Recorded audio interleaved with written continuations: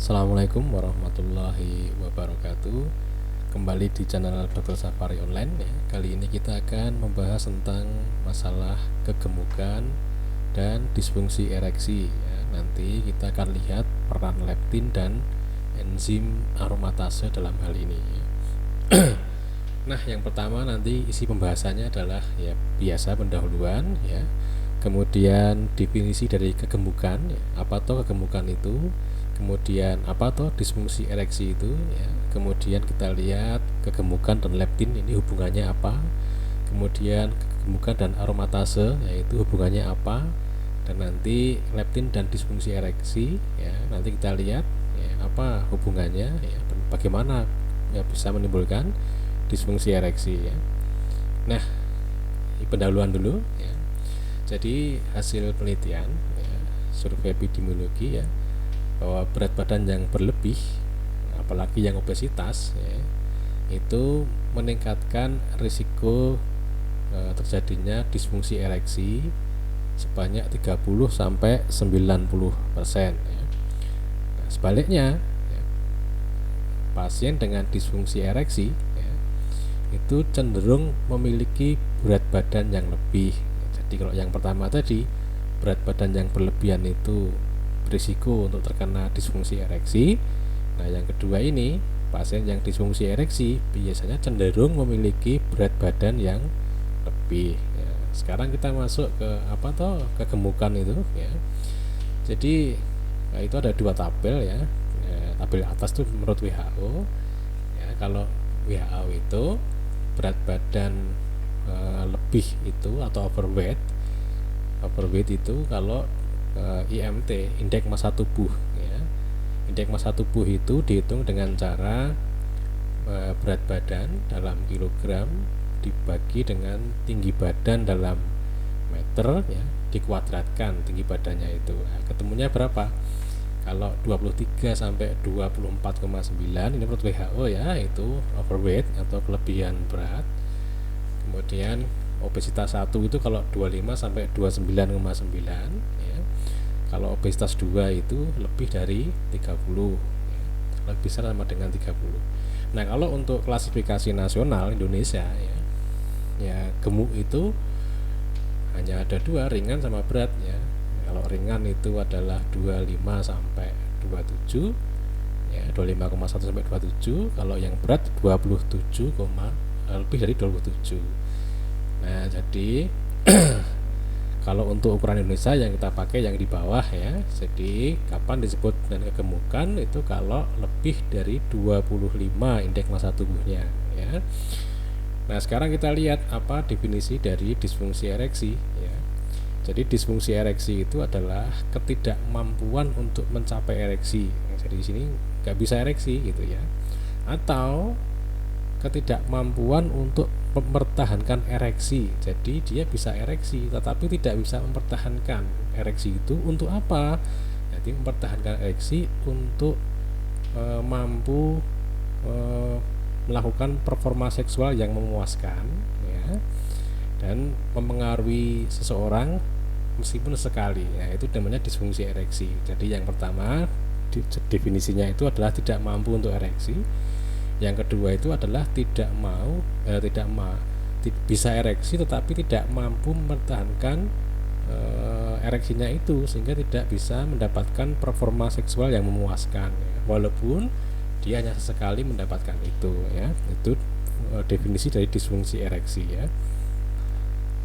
Nah, kemudian ini apa hubungannya kegemukan dengan leptin ya.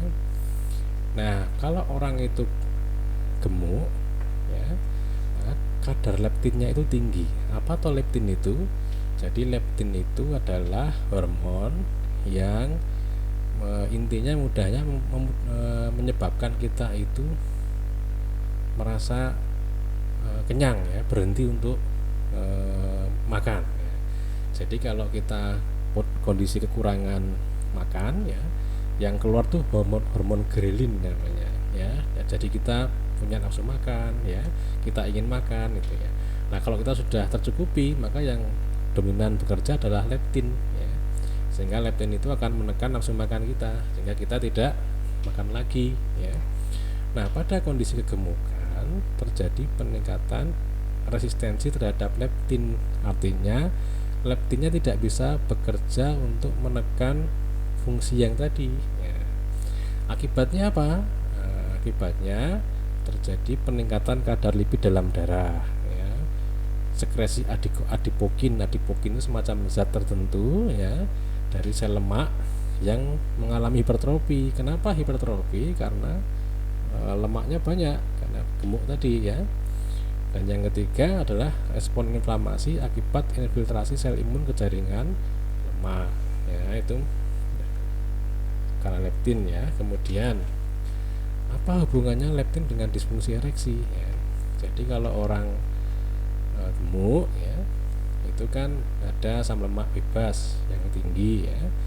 Asam lemak bebas yang tinggi itu menyebabkan peradangan ya, di mana di perifer dan di sentral di otak ya. Kalau di otak dia bisa menyebabkan peradangan di inflamasi di hipotalamus ya. Akibatnya apa? Akibatnya terjadi resistensi terhadap leptin gitu ya.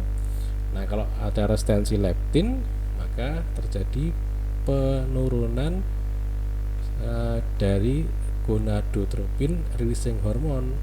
Akibatnya apa? Akibatnya hormon seksual tidak bisa dibentuk dengan baik ya. Luteinizing hormone LH itu tidak bisa dibentuk dengan baik.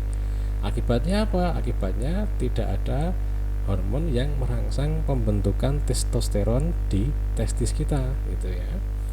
Nah, yang kedua, leptin ini juga kan kalau dia resistensi leptin, dia terjadi peningkatan leptin dan juga mengurangi fungsi leptin ya. Nah, sehingga terjadi penghambatan pengeluaran hormon testosteron dari testis ya. Akibatnya dua proses ini menimbulkan penurunan kadar testosteron ya, sehingga terjadi disfungsi ereksi. Nanti kita lihat hubungannya apa penurunan testosteron dengan disfungsi ereksi ya. Nah, orang kalau gemuk ternyata di dalam tubuhnya itu lebih banyak mengandung enzim aromatase daripada orang yang tidak gemuk ya. Nah, enzim aromatase itu akan merubah hormon testosteron atau hormon laki-laki ya menjadi estradiol. Sehingga apa? Sehingga jumlah testosteron menjadi berkurang ya. Nah, estradiol yang dibentuk itu menekan pembentukan dari gonadotropin releasing hormone ya, sehingga apa? Sehingga tidak terbentuk hormon laki-laki, tidak terbentuk testosteron akhirnya nanti ya. Sehingga dua hal ini menyebabkan penurunan kadar testosteron. Nah, kita lihat. Nah, apa hubungannya testosteron dengan disfungsi ereksi ya? Nah, ini kita cerita dulu bahwa kalau orang tambah umur ya, terjadi penurunan produksi dari testosteron ya, setelah umur 40-an itu ya, kira-kira terjadi setiap 1 tahun 1% kira-kira penurunan jumlahnya itu produksinya ya, berkurangnya. Nah, semakin tua ya, kadarnya semakin berkurang ya. Nah, pada umur-umur itu, pada usia-usia itu juga terjadi peningkatan prevalensi disfungsi ereksi ya. Nah, sehingga orang berpikir apa ada hubungan antara testosteron dengan disfungsi ereksi kan begitu. Nah, ternyata pada orang yang dikastrasi, yang diambil testisnya, itu terjadi penurunan fungsi seksual ya.